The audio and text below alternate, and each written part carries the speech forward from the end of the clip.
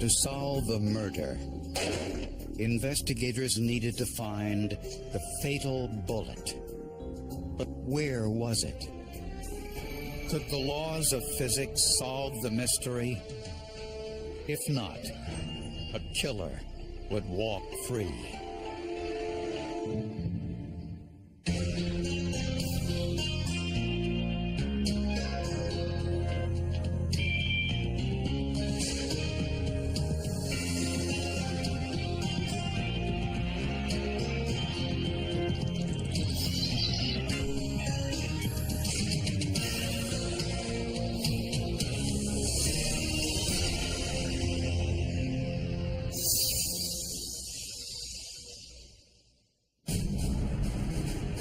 World War II.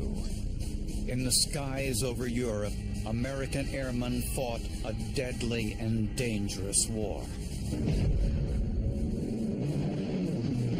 For every 100 airmen who flew missions over Europe, 70 never came back. One of the highest casualty rates in the history of warfare.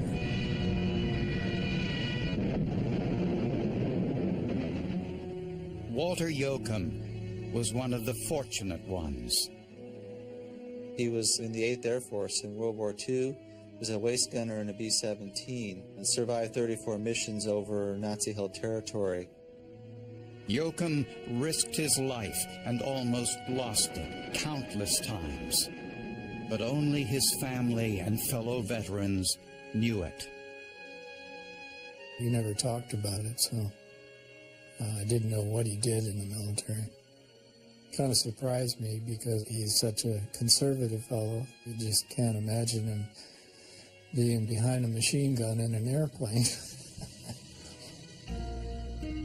76-year-old Yoakum, a widower and retired accountant, lived by himself on the outskirts of Boulder County, Colorado. On a fall day in 1993, his housekeeper noticed something was wrong.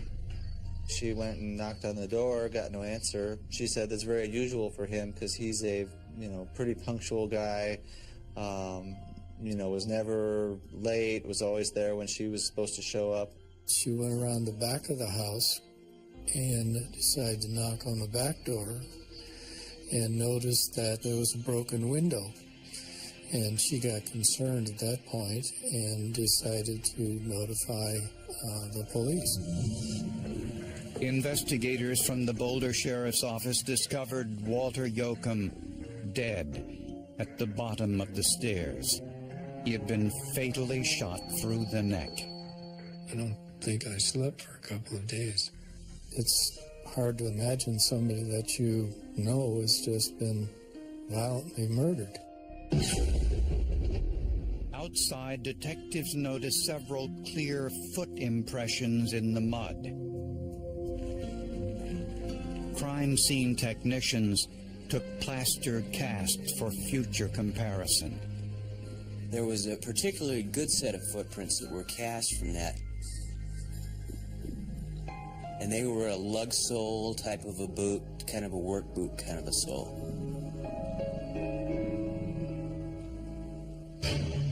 The point of entry was through a broken bedroom window on the ground floor. There were muddy footprints leading to the foyer. At the stairwell, detectives found gunshot residue. As you can see, the pattern of the gunpowder on the wall left an outline where the end of the barrel was. It demonstrated exactly where the shooter was standing at the time that he killed Mr. Yoakum. There was an empty gun holster upstairs on the dining room floor. We called the son and said, did he have any guns and what were they? And he says, oh yeah. He says, my dad had his .45, which he kept from World War II. He says, everybody kept their guns when they left the Army. This was a distinctive gun. It was a Colt semi-automatic used by many World War II servicemen. Soldiers routinely scraped off the gun's serial numbers after the war. But Yoakum's gun was missing. So too was his credit card and some cash. Adding to the mystery was the awkward position of Walter Yoakum's body. He was lying on his back with his arms extended and his knees in the air. Someone had come and moved him after rigor mortis had set in, because he was nearly face up with both arms somewhat in the air, and gravity just doesn't allow you to do that. This meant the killer was inside the house at least 3 hours, maybe longer. Our working theory in the beginning was that this was a burglary, was interrupted, and what was really bad about that is that burglaries are one of the hardest crimes to solve. The most bizarre clue was found near Yoakum's foot. It was the foil wrapper of a Reese's peanut butter cup. There was an empty bag of peanut butter cups in the refrigerator. I would have to say that all we knew about the killer was that he wore boots and he enjoyed Reese's peanut butter cup. That's a cold-blooded killer. Someone that can do that. Having just murdered somebody, then go through the refrigerator and see what there is to eat. And then stand there and look at him while you're eating some of his candy. Clues from the crime scene indicated Walter Yoakum most likely heard an intruder, grabbed his gun, and was heading down the steps when the intruder shot him. At the beginning of the investigation, there's an autopsy, and at that point we discover that the bullet's not in the victim's body. So it's like, for the next task for those of us going back out to the scene is, we've got to find this bullet. This was a problem. Without the bullet, investigators would know nothing about the murder weapon and would have no ballistic evidence once they identified a suspect. So everything suggested there was one shot fired, and it went through the victim and out. Somebody went on the roof, looked around, couldn't find a bullet. We looked in the gutter, couldn't find a bullet. How are we going to find this bullet? Because if it exited the house, you got literally acres and acres and acres of places that bullet could be, and it's a bullet that big. To find it, investigators turned to the science department at the University of Colorado. Once it enters the atmosphere, then it's not likely to change its configuration, although it might be tumbling. So the three things you need to know are the initial velocity, the initial angle with respect to the horizontal, and the amount of air resistance that you could expect. We knew from the wound it was probably a 38, 357, 9mm, that middle-sized caliber. We knew it wasn't the 22, it was too big for that, and it was too small for a 45. A bullet from these caliber weapons would be traveling at approximately 1,000 feet per second. But the bullet passed through a human body, went through the ceiling, then the roof shingles. It's very difficult to determine how much energy is lost as the bullet passes through those three obstacles. But in order to determine where the bullet falls, you need to know the velocity just after it passes through the roof. To study how much velocity was lost, investigators reassembled everything the bullet passed through. A beef roast was used to simulate the victim's neck. Behind it was a piece of plaster ceiling, and behind that, a section from the roof. When the bullet was fired, its speed was tracked with a chronometer, a device that works very much like a radar gun. There was a great deal more energy lost by the bullet in passing through the victim and the ceiling and the roof than was originally thought. The next step was to determine the angle at which the bullet left the house. Gunshot residue told investigators approximately where the killer was standing. They knew where the victim was when he was struck. And the hole in the roof told them where the bullet exited. Investigators used a rod to approximate the trajectory, which was 68 degrees. If the bullet is going almost straight up, then the horizontal force due to air resistance is small. And so you can solve the problem of a bullet going straight up because it's a one-dimensional problem and get something that you can work with analytically. At a speed of approximately 850 feet per second, the bullet exited the house at a 68-degree angle. With gravity and wind resistance factored in, scientists predicted the bullet would be fairly close to the house. We asked a local treasure hunting club to use their metal detectors, and we marked off the entire yard and field beyond the house with a grid, and then we asked people to search this grid for that bullet. And they found it, just 90 feet from the house. It was a .38 caliber bullet. We were very excited. We had our missing link. We had the bullet. We really believed this was the bullet that killed Walter Yoakum. Unfortunately, it was of little value. Initially, I was pretty excited about it, but then I was discouraged because the bullet was so mangled that it wasn't going to give us any ballistics. The base was still relatively intact, and about maybe 1/4 inch up the base was intact. But other than that, it was pretty mangled. Now investigators needed to identify some suspects. There probably was no prior relationship between Walter Yoakum and the killer. So investigators checked police records for anyone arrested for burglary around the time of the murder. There was only one, James Dobson. He'd been released from prison on a burglary conviction just a few days before Yoakum's murder. And he had a habit of eating at his crime scenes. He was breaking into houses to steal food. The fact that he's eating food from the house at the scene of these burglaries, and you have Reese's peanut butter cup wrappers on the floor, all kind of point to Mr. Dobson. It's just logical that you go look at him.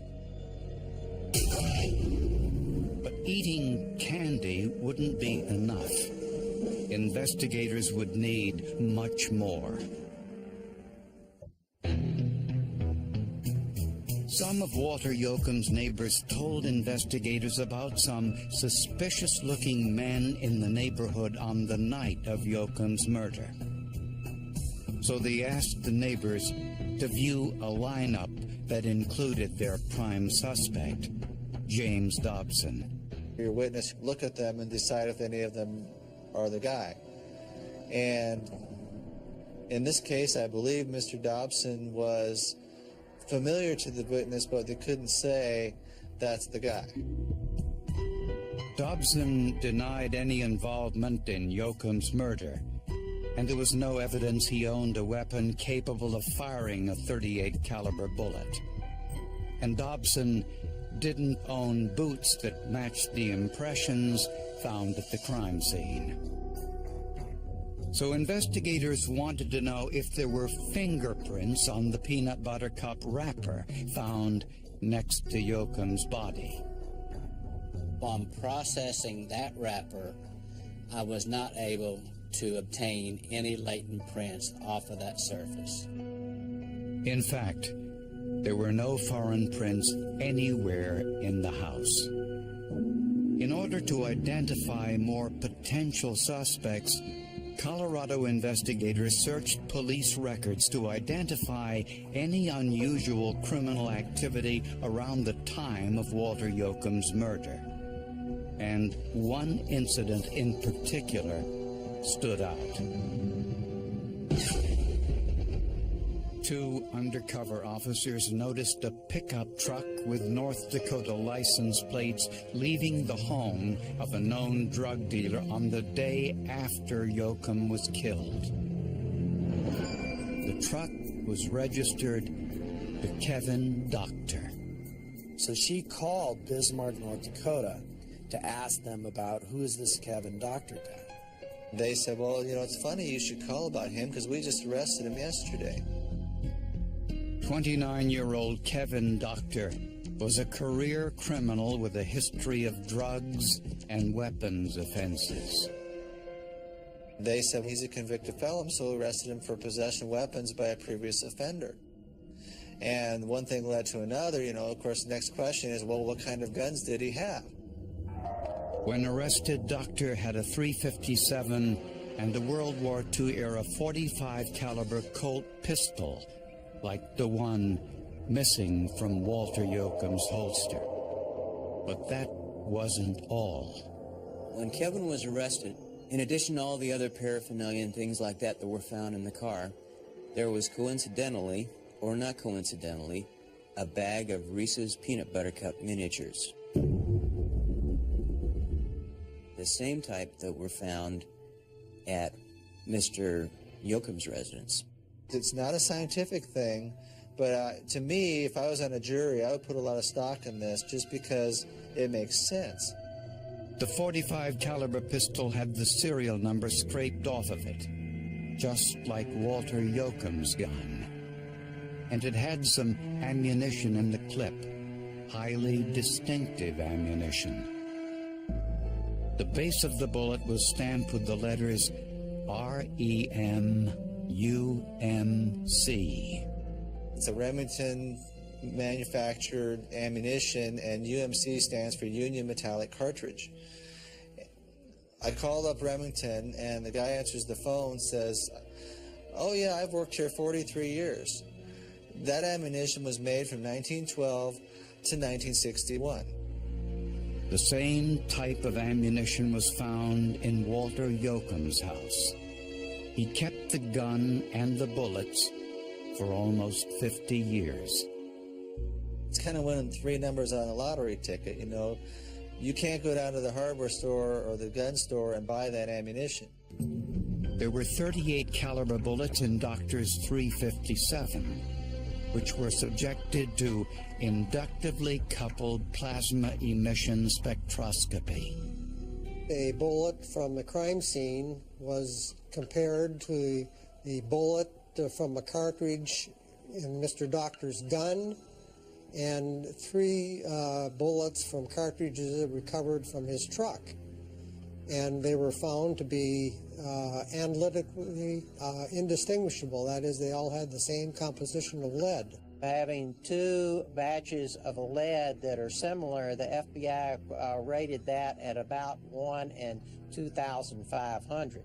So as far as circumstantial evidence, that's pretty good. Scientists went one step further.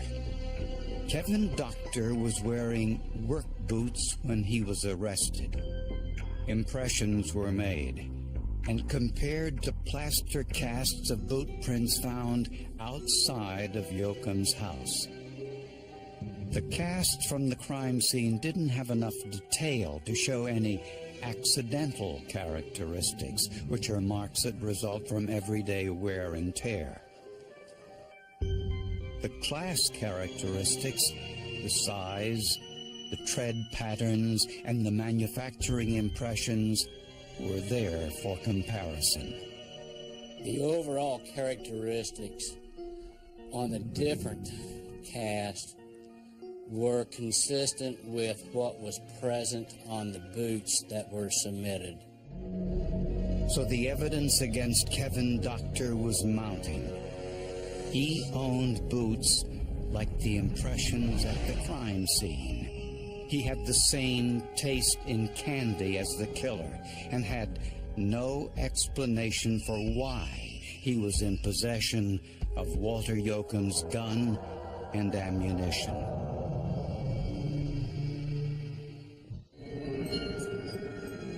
Kevin Dockter was the prime suspect in the murder of Walter Yoakum, and apparently he was a big talker. Investigators spoke to Dockter's friends, who said Dockter bragged about committing a robbery in Colorado and said his friend, 21-year-old Jason Fowler, acted as a lookout.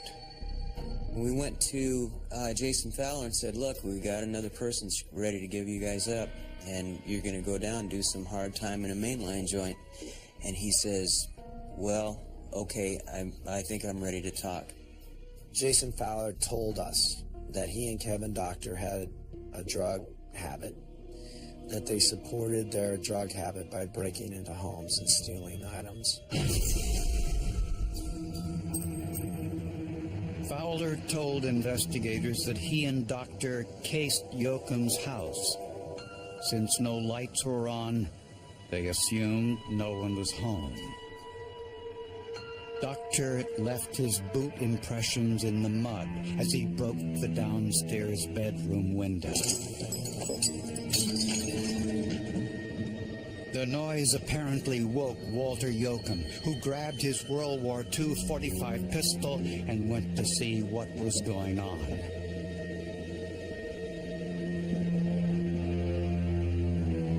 Dockter saw him first and fired one shot, killing Yoakum instantly. Fowler says they left the scene and went to a local bar. After several drinks, they decided to return to Yoakum's house to rob it.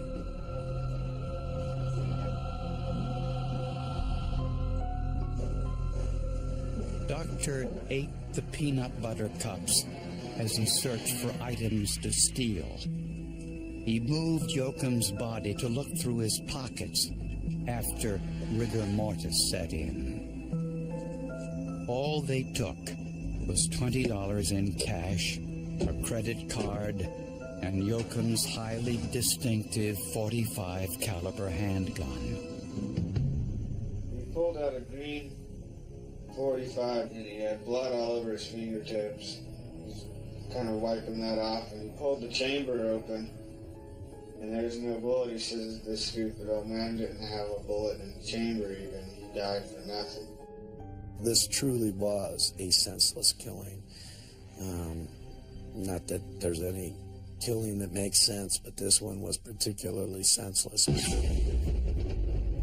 The day after the murder, undercover officers saw Kevin Dockter's truck leave the home of a known drug dealer. It was the break investigators needed.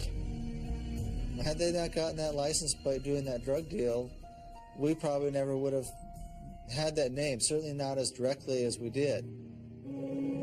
Kevin Dockter pled guilty to second-degree murder and was sentenced to 40 years in prison.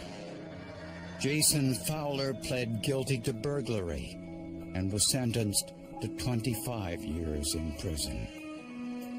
One final note. It's easy to see why the neighbors first chose James Dobson as the man they thought they saw near the crime scene. Dobson bore a striking resemblance to Jason Fowler. Everybody that worked on this case are probably, in my opinion, the best there is. And so it really didn't surprise me when it went into the solved column because of the caliber of people that worked on it. It was just one of those cases of excellent police work and some luck, and it all fallen together in a case that easily could have gone unsolved. And so, yeah, when I got done with it and I looked back on it, I was kind of like, wow, I can't believe we actually were able to do that.